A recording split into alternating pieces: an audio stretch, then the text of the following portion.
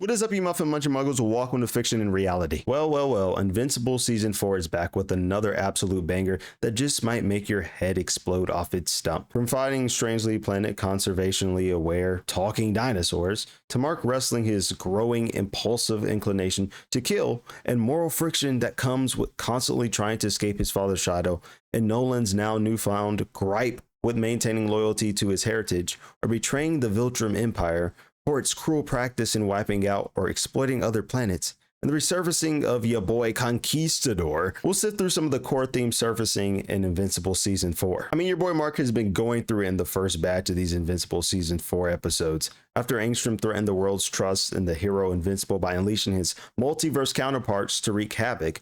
You could maybe understand why he's quite the sight for sore eye. Ever since your boy Omni-Man gave him a happy helping of fatherly love, then flew away to that mysterious grocery store in space to go pick up some milk, we've seen the scars of trauma, the sins of the father spark a vicious internal war within Mark, one between finding his balance living as a human and accepting the shadow of his Viltrumite heritage. Mark is constantly asking, telling himself and others that it's never okay to kill others for personal gain, but Season 4 highlights the emergence of Mark's growing impulsive desire to resolve conflict with permanence, which, if you haven't got it by now, yes, means killing your enemy to avoid repeating exhausting patterns of waiting for them to emerge even stronger just to claim more lives than they did the first time. At that point, is it the fault of the hero for not ending the cycle, or should the world of Invincible simply accept this cycle without fault of its own? We see Mark fighting this, what I call the global warming dinosaur, aka Dinosaurus, who essentially is an eco-terrorist. Never thought I'd be saying that, but beats clanking mimosas in Iran. Sorry, was I supposed to say that? So Mark is getting the absolute shit beat out of him by Dragon Tails over here, and when he finally lays a haymaker and finds this shriveled alter ego claiming to lack control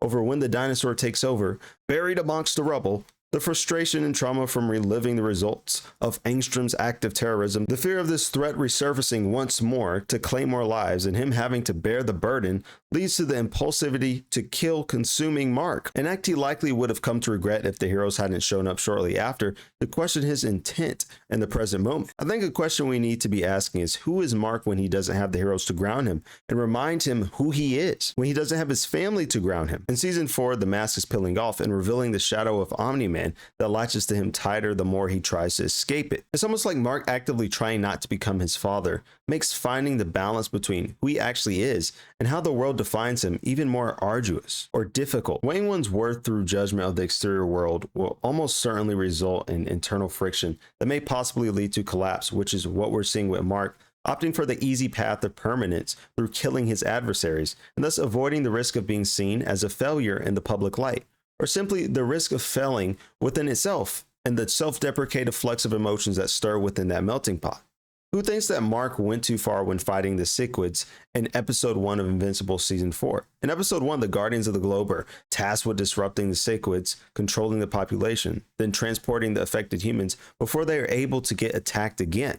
Invincible always examines the moral gray between right and wrong, searching for a definitive red line that justifies killing or sparing one's life, or anywhere nesting between the two extremes. Ultimately, the aftermath links responsibility to those who shoulder the burden of making the choice. The question Invincible is always trying to answer is, where is the red line between right and wrong? What exactly defines going too far? The Cichlids were overpowering the Guardians of the Globe, and the containment-filled pilot that the devs were testing out was clearly on the fringes of shattering and breaking, which would have then led the Cichlids likely to consume a slew of billions and billions more hosts, thus resulting in the Guardians losing control of the planet. Now, if you're Invincible, you have a very quick choice to make. The strongest heroes on Earth are now at risk of being controlled by the Cichlids, most having had their disruptor shattered during the conflict. Your boy Robot's out there playing with Nerf darts in the sewers before booking it back to HQ, so you don't have a fallback. So you do what no other hero is going to ever think of doing if you're Invincible, and kill the host to stop the Cichlids from taking over the planet. I, for one, think Mark did the right thing, preserving the planet over an individual who would likely have just gotten reinfected anyway by the Cichlids, likely inside of him. Invincible Season 4 highlights Mark's conflict between doing what he feels is easier and logical, which requires a great deal of indifference that mirrors his father and surfaces shame, versus doing what is deemed morally just and right in the eyes of society. And when I say mirror his father, I mean the evil Omni-Man. We see he's working excessively long hours and neglecting his family life to some extent to rebuild his reputation in the eyes of the public, having felt obligated to shoulder the sins of his father, and prove to both himself and the world that bloodlines don't shape or define an individual, but the choices they make and the path they choose to walk define the core essence of the individual. It's easier for the heroes to claim what Mark did was wrong when you don't have the lens of trauma that preceded choice that he made, with the burden of accepting the pattern and responsibility that comes with letting people continue to afflict harm on society by sparing them, out of the consciousness of goodwill and good faith of maintaining an ideal image of what a hero is meant to be or should look like. Though we know within Invincible, all heroes have to get their hands dirty, face the consequences of playing virtue at the expense of more innocent lives. Though Mark is simply more willing than others to toe that line, though as we've seen, this appears to be further driven by fear of failure from enemies returning, and his failure resulting in more deaths. A lot of this also stems from the burden of being the strongest on the planet and hypervigilance in avoiding pulling your family into harm's way, something we will likely only see grow stronger as we get deeper into this season upon finding out that Eve's pregnant. And you know what else should be pregnant right now? That like button from you cracking it so hard. If you're enjoying the video, go ahead and leave a like, show some love. Mark's justifications for killing come easier when his family is the one put at risk. Though as we see, Mark chastises an enemy he's fighting about killing other people to save the people from her planet, which is, well, hypocritical. Mark always tries to draw these lines, but only winds up tangling himself in his own web of virtues. In my opinion, it's to convince himself and others who rely on him to protect them that he's not a failure. We see this impulsivity expressed after Mark finds that Titan was responsible for putting Oliver in peril against that broken dragon, ironically in pursuit of revenge for an attack on his own family.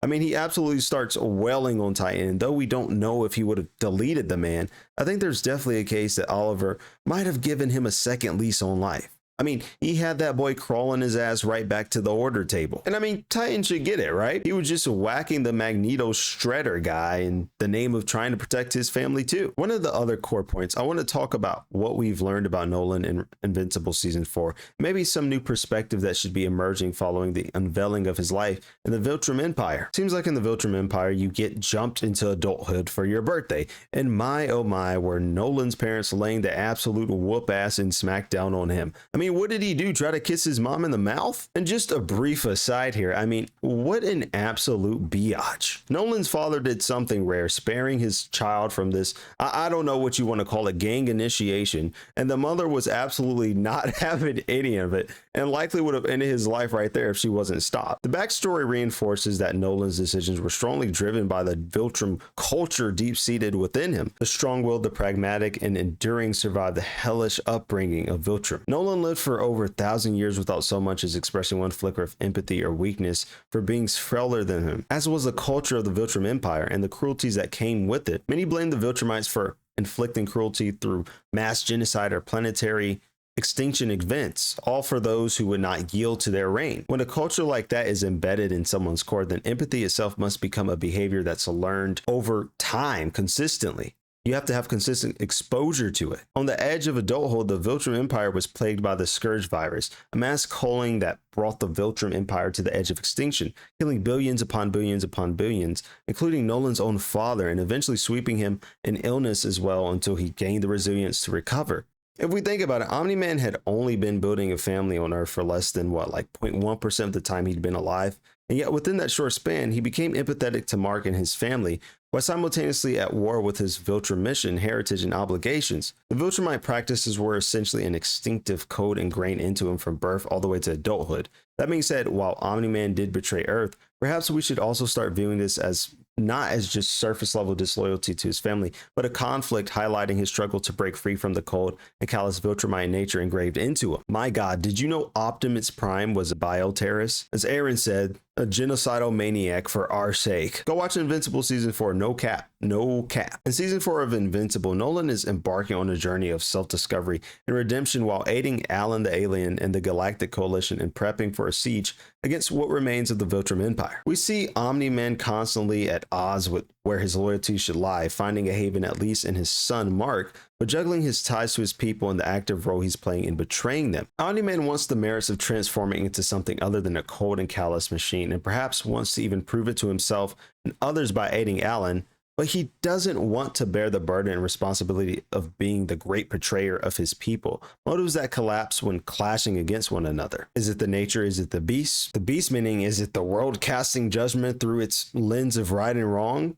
nature meaning the Viltrum Empire having the right to enact its own values and beliefs within its society, something deeply embedded within Nolan that he's having a very difficult time parting with. The issue arises when those beliefs breach outside the inner sanctum of Viltrum civilization and are imposed on other planets against their own will, thus carving away that planet's rights to practice its own customs freely without fear of, well, I don't know, being turned into an icicle from having the sun block, and a barren landscape from having your planet move closer to the sun. Nolan even begins to adopt methods of apologizing to those he's wronged, reflecting on the latent potential of the planets that the Viltrum Empire eradicated or drove toward extinction.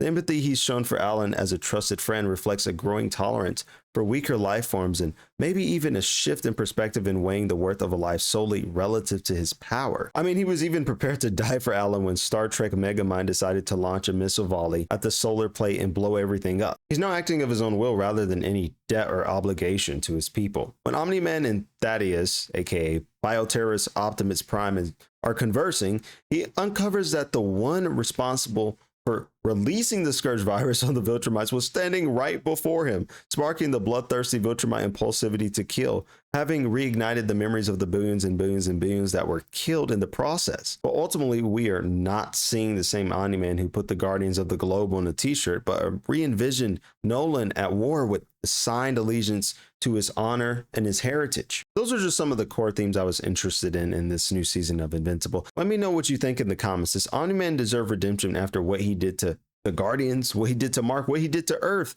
Can he truly escape his Viltrumite nature? You can also follow my IG page at lvamps23 and other socials in the link below. If you want more analysis of your favorite characters or fictional worlds, go ahead and smash that like button, turn on that notification bell, and subscribe for more. The direction of progress is forward, and it's only up from here. With that, remember, if ever you're lost in a forestry word, strip your mind from fantasy and look to the window of the world, and there your mind will run free.